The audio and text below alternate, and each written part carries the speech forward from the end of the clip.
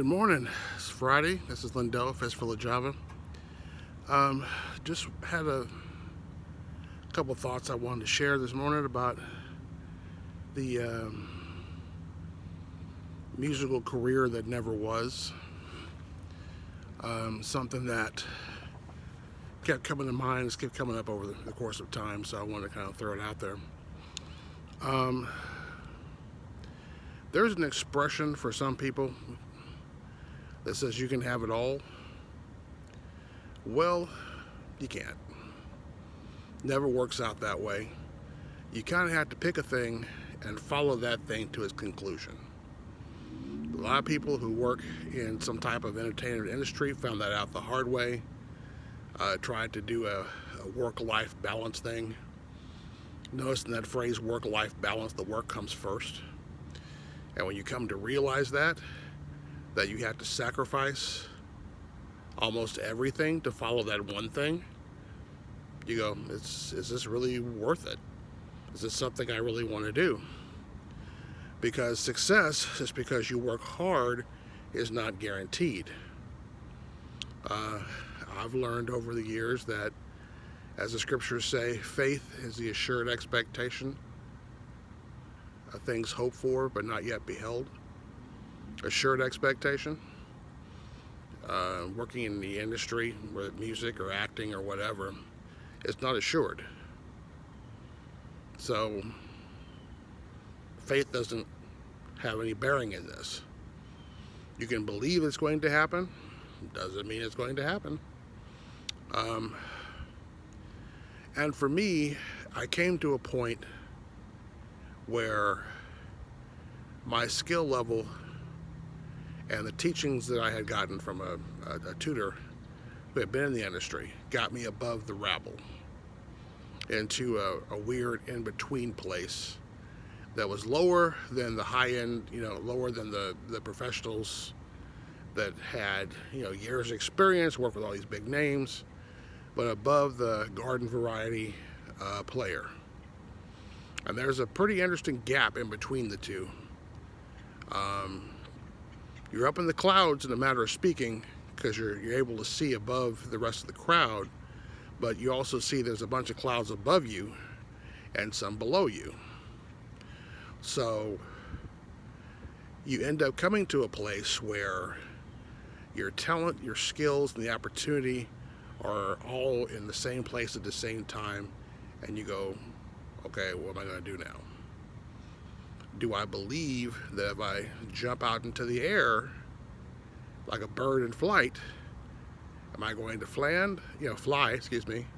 or am I going to land on my face? Many who thought they could fly flew headfirst into the ground.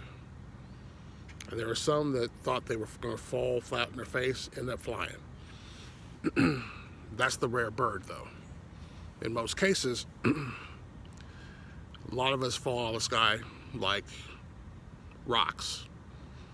So, and I also knew if I took that step that I would probably never come back.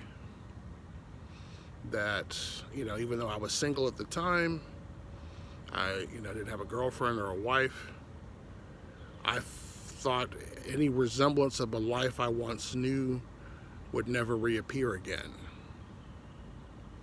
And I really couldn't live with that. That wasn't a sacrifice I was willing to make.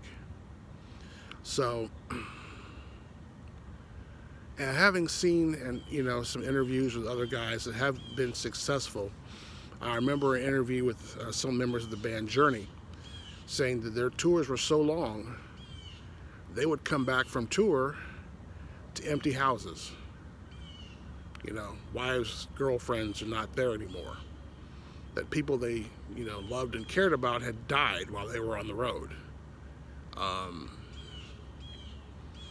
These are the kind of things that are, industry hazards that, you don't really think about before you jump in there. But, being on the road is being on the road, man. It's a whole different kind of lifestyle, a whole different kind of thing.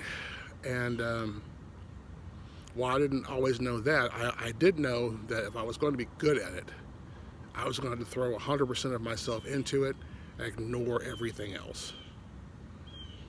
And as I said, that was, that was huge. That was huge. And I didn't know how in the world I could explain to my mother that my dream was bigger than my relationship with her.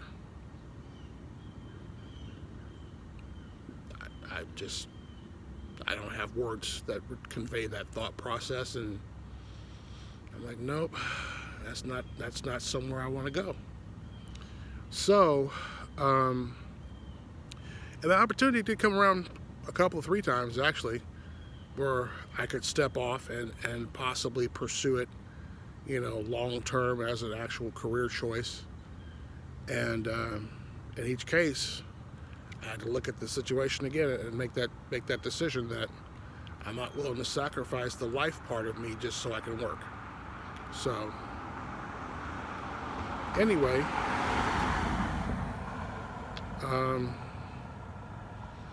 again, just sharing my thoughts about it. I'm not here to push anybody here one way or another, just to show you the situation from my perspective and see if that actually will help you in your future. So that's all I got for now. Until next time. I guess I only thought I was done with the topic of why I didn't push harder to become a professional musician. Because I get asked, not a lot, as much as it used to be, but I did get the question a lot. Don't you ever miss it? Don't you ever, the what ifs? And I said, yeah, there are times I do sit and ponder that. Especially when you look at, there are, I watch sometimes documentary stories about different people who are in the industry and the opportunities they had and the things they did and whatnot. And I realized that, what they did wasn't anything particularly special, and they didn't do, not saying that, they didn't make the most of it and didn't deserve it. But as far as, the skills required and what they became was something that I could very easily see myself doing. But also, one of the things that often differentiates me from some of the other success stories that I've seen is that I'm not that quirky personality that people pick out of a crowd. I'm not that person that people are automatically drawn to and say, oh, there's something different about that person. We'll see what they're all about. I've never been that guy. I'm the guy people tend to walk past and go, it's a giant, but there's nothing unique about it. So he's not pretty, being me, not pretty enough for this industry in today's world anyway. I'm not model-esque, I'm heavy. I wasn't always heavy, but even when I was thinner, I was thicker than most of the guys around me. Just the frame I was given. So, but yeah, there are times I look at some, groups and artists and bands that come out and going, really? That's what we're doing now? Oh, good Lord. And yeah, I look at those and go, yeah, I could have done better than that with, my hand glued to my leg, but, it's neither here nor there at this point, but yeah, there are times where I do have those thoughts, but for the most part, I'm happy with the decision I made not to pursue it. All of my equipment's gone, for the most part. I have no amps, I have no basses, and bass was the way I was going to go if I was going to do it professionally. We'd be playing bass. I got no illusions that I'm not, proficient enough a guitar player. I'm a lazy guitar player. I do just enough to get by when I'm writing. I have to write everything. I don't improv very well on a six string. So on bass, I could hold my own, more than hold my own actually on bass. So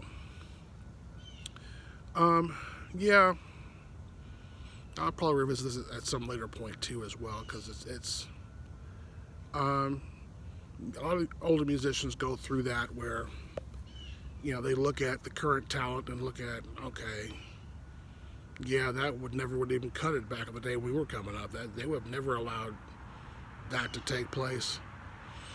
So, in that aspect, there's also that generational thing that happens where, you know, music is made differently now than it was made back in the day. And every now and again, I remember back when I was younger and before I got married and all that, there was a guitar player, I remember, that this was being built up. He was supposedly the best thing since the last best thing, I guess. And he was very technically proficient, but he had no talent. Now, what I mean by that is he had acquired a lot of skill in playing guitar. He knew theory, he knew structure, you know, and he was able to throw a lot of notes at you.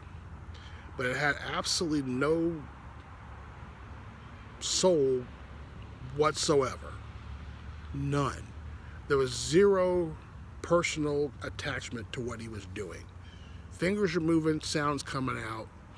There's none of him in the music he's creating. And that was one of the first times I'd ever seen that, where someone skilled out the wazoo, but I mean, zero interest in what he was playing. I mean, it was mechanical. It just didn't appeal to me at all. And I'm going, I could, you know, I can't play like him, but I think I can do better than that, musically speaking.